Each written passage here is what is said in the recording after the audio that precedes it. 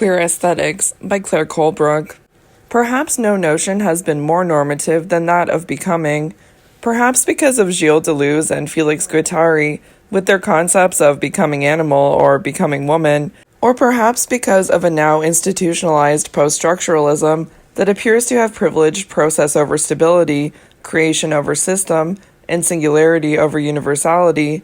Becoming appears at first glance to be the notion that would free us at once from moralizing normativity and rigid identity politics. What I want to suggest in this essay is that the contemporary valorization of becoming over being repeats rather than destabilizes a highly traditional and humanist sentiment of privileging act over inertia, life and creativity over death and stasis, and pure existence or coming into being over determination. Indeed, all the forms of anti-essentialism that marked the late 20th century, 1900s, could only have force because essence, or that which is as such beyond its actualization, was deemed to be necessarily or essentially impeding. Becoming, thought in its opposition to normativity and essence, has always underpinned standard notions of the political, the ethical, and the aesthetic. The political. A good polity is a polity that does not merely follow rules and order automatically, but gives a law to itself freely. The ethical. A subject is not a mechanism that unfolds in time to realize what he was always going to be, but becomes what he ought to be by realizing his self-creative freedom. The aesthetic. Art is the minimal distance or deviation from perfectly clear, accepted, and rule-bound communication. Art works as art only in disclosing once again that the world is not fully seen and said, but is opened through seeing and saying. To get a sense of the ways in which this concept of becoming has presented itself as a self-evident good, we need only ask whether it would be possible to speak against becoming. Would it be possible to assert simply that one is, that I am the being who I am and have always been, that I do not expect or hope to change? Or would it be possible, this time not referring to oneself, to affirm a world or nature that is fully actualized and that bears neither a potentiality for change nor a tendency to change in ways that are not determined in advance by some norm? Does not the very insistence on the importance of the political, from Plato and Aristotle to the present, presuppose that we, the polity, do not accept a closed and completed state form, but consider human collective life to be creative of itself? When there is talk of a loss of politics today, this is usually a way of referring to widespread passivity in the consumption rather than production of images. If one can distinguish a power of mind and life from matter and inertia, it is to the degree to which the former is active and self-creating. Well before Henry Bergson distinguished between matter and memory, by arguing that the former is fully actualized and can only vary mechanically through the redistribution or reconfiguration of what is already given, while the latter will properly lead to a spiritual becoming that will free itself from fixed and rigid units, there had been a long history of privileging a living and dynamic becoming over the stasis of an unthinking matter that has no potentiality or relation beyond itself. Theologically, it is chaos that simply is, while being is creative, dynamic, fruitful, and multiplying.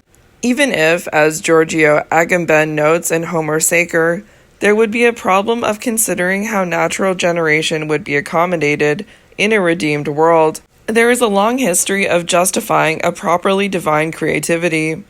And this is the problem that marks Agamben's project of potentiality today. Could we imagine a becoming that is not constrained in advance by some aspect of already actualized life? That is, if Agamben recognizes that heaven could not accommodate waste, growth, and regeneration, there is nevertheless an imperative for some mode of dynamic action.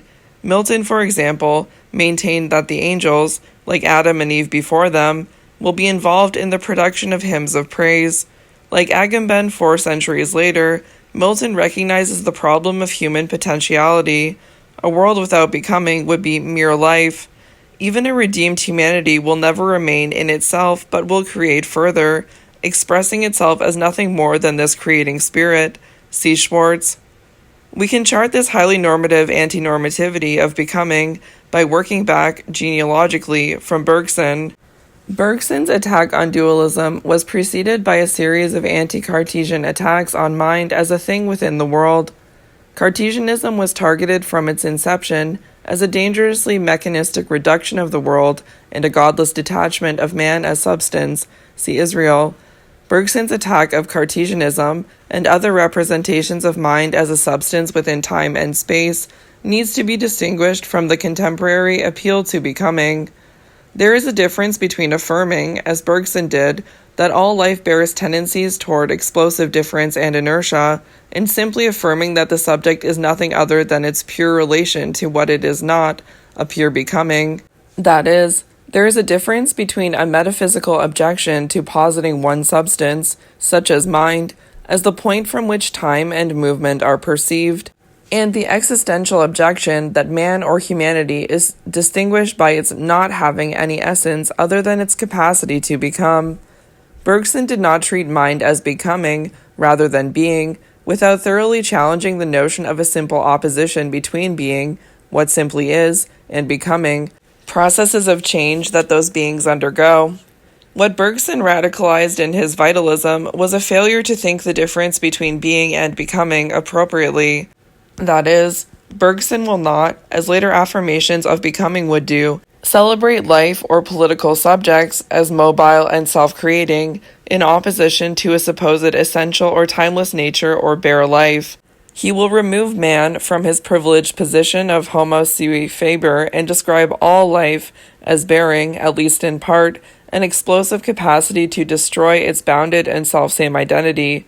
In this respect, Bergson is at once the queerest of philosophers, regarding all life as deviation or disturbance, see Gross, and the most normatively humanist of philosophers, placing the power that had always elevated man, dynamic becoming, at the heart of all life. But Bergson is not alone. His work evinces a more general problem of the relation between becoming and man. There has always been an anti-humanist privileging of becoming that would set itself against man as nothing more than an animal with special qualities, such as reason, see Derrida. Kant had insisted that for both ethical and metaphysical reasons, one could not consider the world as an object in itself that is then pictured by the mind. The relation of mind to world is itself the outcome of an active synthesis. Mind is not that which can be known as a being or substance, for transcendental subjectivity is the process of synthesis itself, knowable only after the event, in its effects. It follows ethically that mind cannot be a thing or nature from which one might establish certain norms. Instead, because it is nothing other than a synthetic power, mind is that which gives a norm to itself. See Korsgaard. In some ways, then, one could read Kant as a vitalist, and this was, indeed, how Deleuze and Guattari chose to figure Kant, as an active vitalist, privileging a subject who is nothing other than pure act.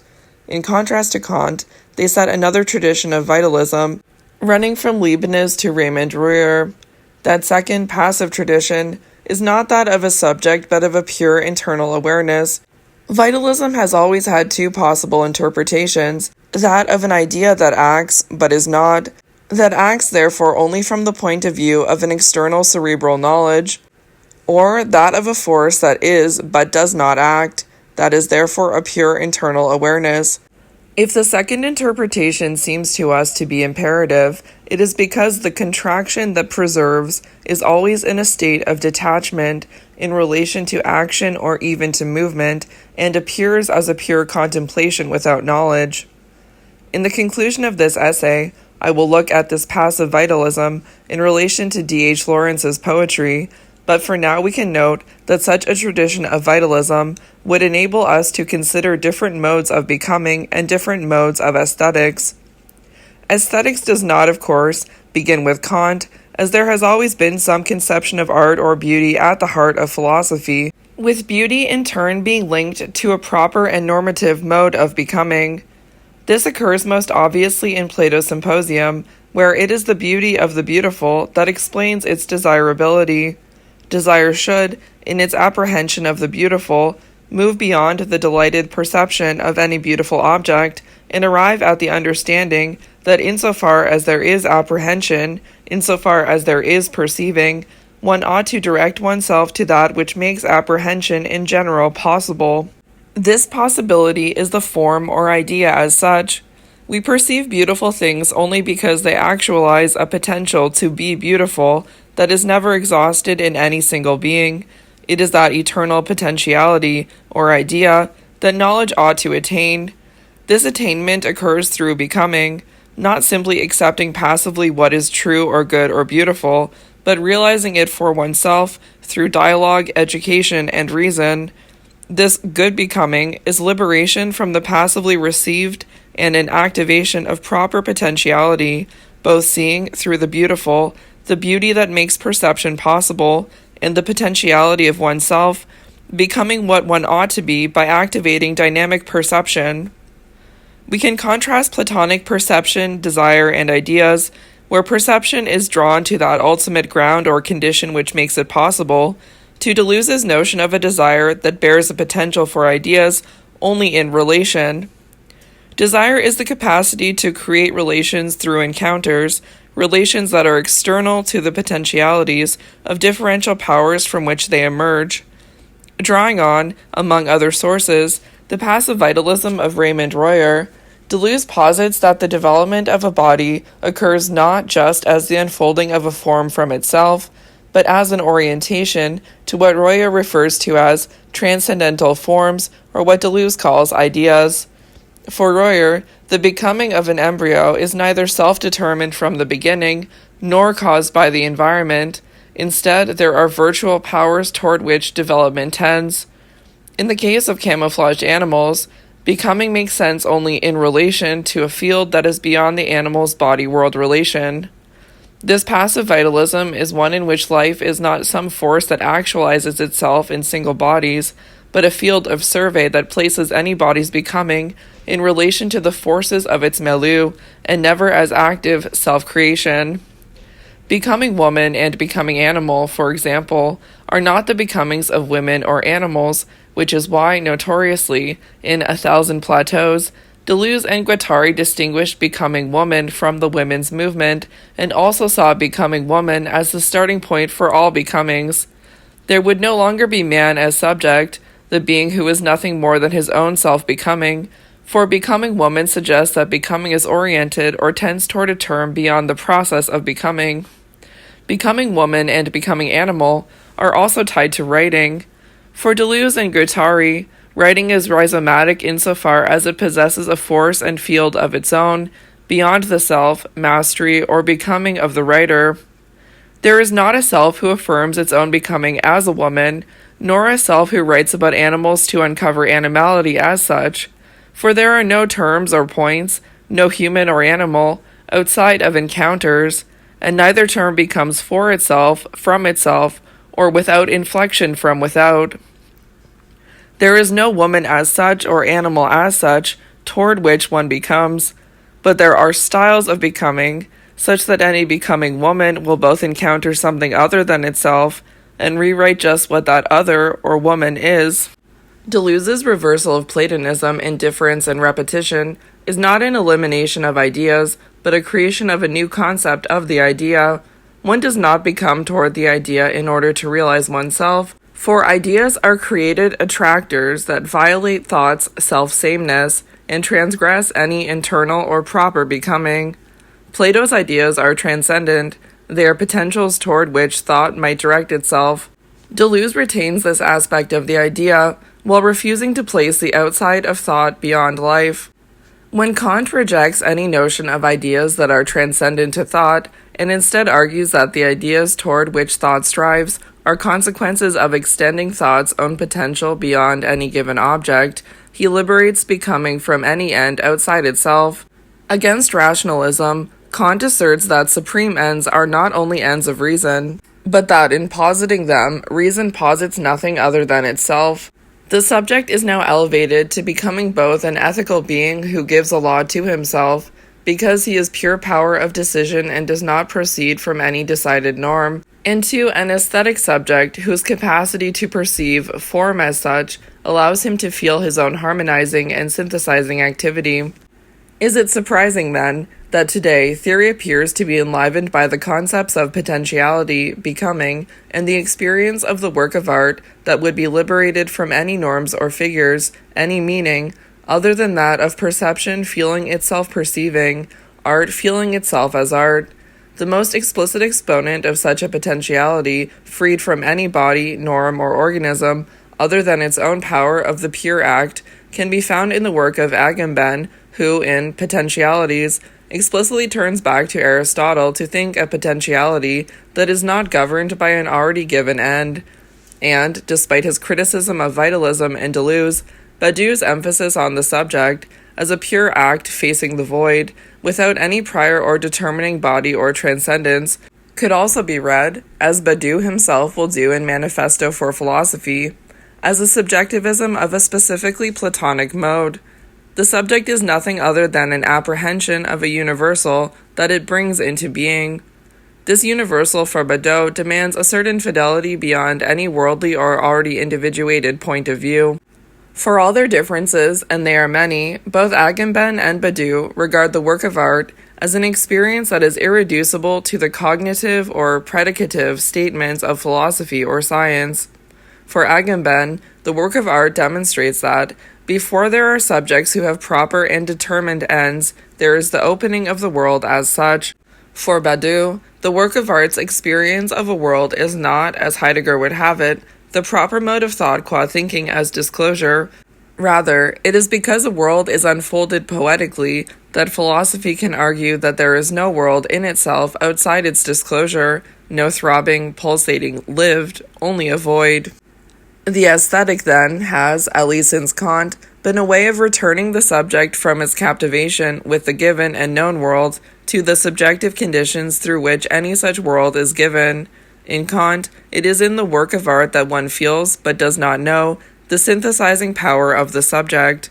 For Kant, the aesthetic is that mode of presentation that does not simply give the world, but presents the world in its event of presentation.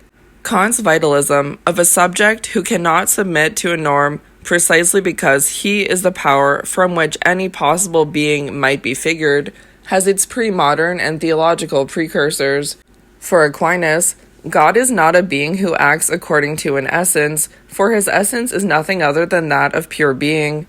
God is existence as such, the power through which any determined form can be brought into actuality. See Gilson. This scholastic definition of God derives from the Aristotelian concept of potentiality, which, as I have already suggested, forms the focus and basis of much of today's theory. For Aristotle, a living being has a proper and living potential. A being lives in order to actualize what it ought to be. To say that such and such a being is good is to say that it realizes what it can be in the fullest way possible. In the case of human reason, its highest power, of reason, is the capacity to intuit this principle of becoming as such, and then to create itself according to its sense of its power of self-determination.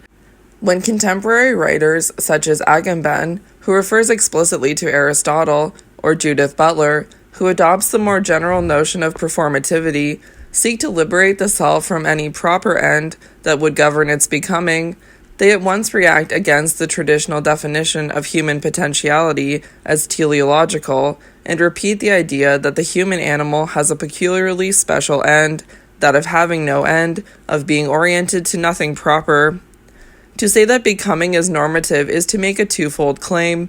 First, becoming presents itself as a self-evident good, not as one norm among others, and not as one good among others, but as the underlying or a priori condition that allows for anything like the good. If there were no becoming, there would be no decision or value, and nothing could be apprehended as what one ought to do, rather than what one simply is. Second, if we accept that there is becoming, or that any constituted and decided being is the outcome of a dynamic and constituting power, then we are impelled to be self-normativizing. If the subject is nothing other than the power of its own becoming, then it must take this becoming upon itself, liberate itself from all the illusions of a given nature or normality, and become nothing other than self-becoming. If the subject were not to give itself to itself, not affect itself and realize itself, then it would have abandoned its proper potentiality to act and become. It is in contrast to this normativity of becoming, or becoming as normative, that we can place the queerness of Deleuze's concepts of becoming animal, becoming woman, and becoming imperceptible. Here, becoming does not realize and actualize self, does not flourish into presence, but bears a capacity to annihilate itself, to refuse its ownness in order to attach, transversely, to becomings whose trajectories are external and unmasterable. Thus, if we refer to Deleuze as a vitalist, it is not because he insists on the becoming of life as such, in opposition to the terms that are effected from an act of becoming. Rather, any becoming is always localized. It is a force of a particular quantity in relation to another quantity, producing a point of relative stability, or a field. In terms of the aesthetic, then, it is not a question of art practice returning the subject or creative potentiality to the sense of its own forming power. Rather, the art object would be the result of a collision not intended or reducible to any single life.